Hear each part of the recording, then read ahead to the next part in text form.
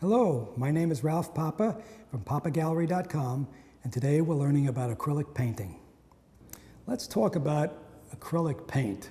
What's it made of and what's it good for? How long has it been around?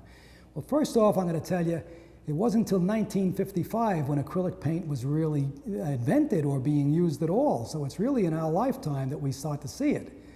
And it's really made from it's a chemical chain that's like a polyethylene-based plastic. Plastic I like to think of. It has a long, complicated name in its chemical name. But it's a base that you mix a pigment together with it in that polymer base, and that's what gives it the color. And then all you need is water to mix with it to transport it to the canvas. When the water dries out, the pigment sticks to the canvas and it becomes almost permanent. The thing great about acrylic paint, it's really very, very permanent, and it's very good to work on almost any surface with it.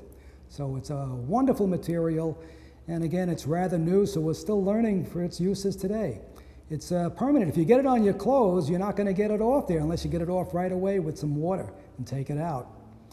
Acrylic is very versatile, a lot of colors in it, and it's, I'd say, as big as the oil business is with the oil paints today, and it's very versatile. The only difficulty with acrylic is if it gets below 45 degrees in temperature, there's a tendency to crack.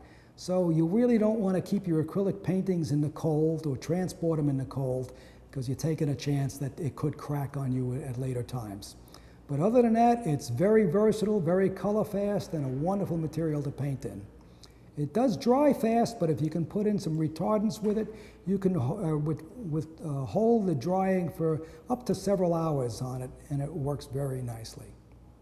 Here's an example of an acrylic painting, and in this case, you're really just working with water and the acrylics, either out of tubes or out of jars, and you'll work with it very intuitively. If I paint the background first in a blue, and then I do the foreground, and then I'll mix my colors to get the horse and the riders, and basically it's very easy and it dries right away. It'll be done in a couple of hours.